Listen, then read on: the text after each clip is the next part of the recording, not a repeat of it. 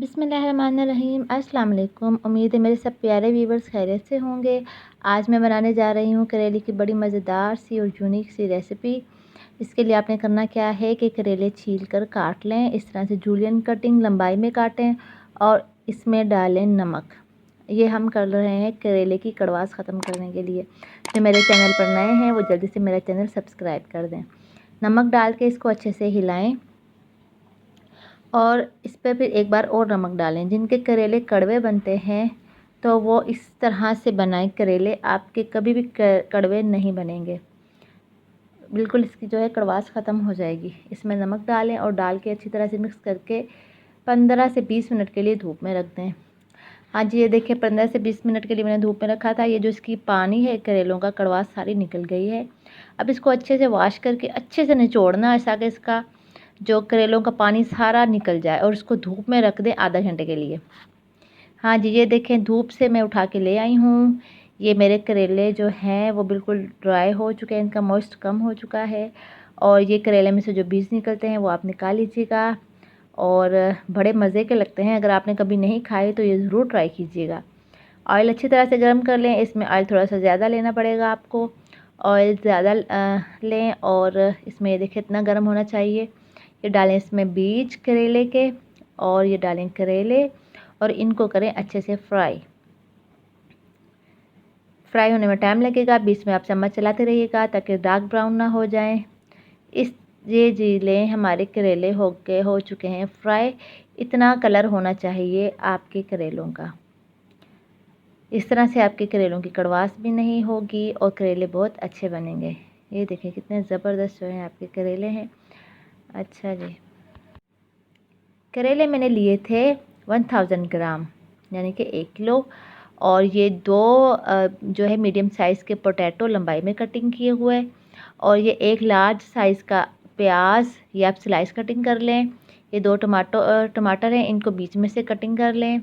और ये 5 से 6 ग्रीन चिली का पेस्ट और 1 चम्मच लहसुन अदरक का पेस्ट। और ये हमारे पास पिसे हुए मसाले हैं। हल्दी 1 टीस्पून, नमक 1 टीस्पून और पिसा हुआ धनिया 2 टीस्पून। ये क्रश्ड साबुत धनिया और ज़ीरा है, इनको जो है आपने क्रश कर लेना है। अच्छा, नमक जो है करेलों में कम डालिएगा क्योंकि पहले भी हमने नमक लगाया था तो इनमें जो है कम जाएगा नमक। ये आप प्याज डालें ऑयल में और इसको हल्का सा पिंक करना है। ये हमने खड़ा खड़ा मसाला रखना है तो इसको आपने ब्राउन की तरफ नहीं या गोल्डन की तरफ नहीं लेके जाना, सिर्फ हल्का सा पिंक करना है। हल्की सी आंच पे आपके पिंक हो जाएंगे। मसाला हमने करेलों का खड़ा रखना है। हाँ जी, अब जो है हमने रखे इस पे टमाटर इस तरह से करके। ये देखें ये हमने रखे हैं टमाटर और अब हम इनको ढक देंगे कम से कम 4 मिनट तक। 3 से 4 मिनट तक आप इसको ढकें। इससे क्या होगा, बिल्कुल हल्की आंच पे ढकना है, तेज़ आंच नहीं वरना आपके प्याज जल जाएंगे।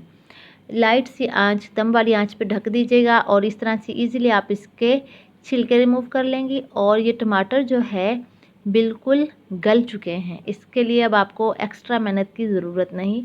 एक तीर से 2 शिकार, टाइम भी बचाइए और जो है मेहनत भी बचाइए।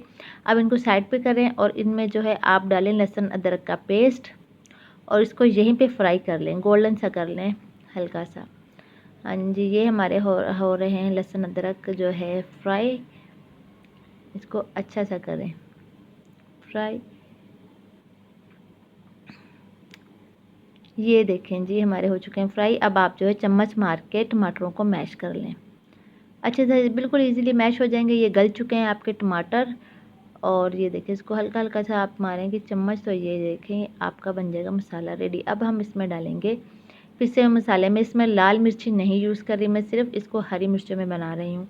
बहुत मज़े का टेस्ट आएगा हरी मिर्चों में, बड़ा ज़बरदस्त और यूनिक सा। और जिनको मैदे का कोई प्रॉब्लम वगैरह है या कुछ और प्रॉब्लम है तो वो इजीली ये खा सकते हैं क्योंकि करेले गर्म होते हैं। ऊपर से अगर गर्म मसाले डालें या लाल मिर्च डालें तो फिर वो ज़रा सा परेशान करते हैं। अच्छा जी, हमारा मसाला अच्छे से फ्राई हो चुका है। अब हम इसमें डालेंगे आलू। आलू जो है मैंने 15 मिनट पहले इसको पानी में, नमक मिले पानी में डिबो दिया था आलूओं को। और फिर आप उसमें से निकाल के इसको अच्छे से फ्राई कर लें।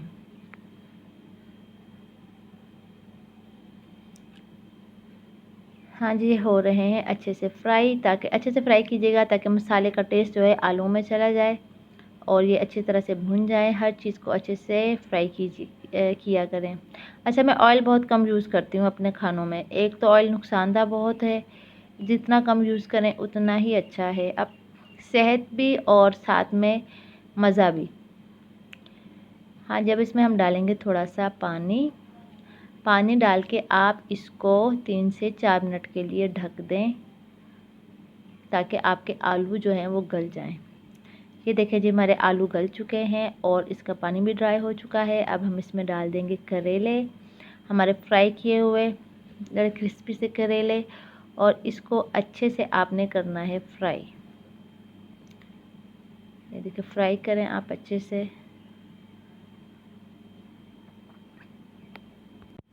आई थिंक बहुत कम लोग होंगे जिन लोगों ने ये रेसिपी ट्राई की होगी, आलू और करेले वाली।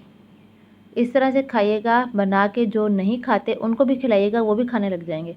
इसके ऊपर से आप डालेंगे क्रश ज़ीरा, और जो धनिया था साबुत वो वाला आप इसके ऊपर से डाल दें। बड़े मज़े की और सिंपल सी रेसिपी बनती है, बहुत अच्छी और बहुत मज़ेदार। ज़रूर बनाइएगा।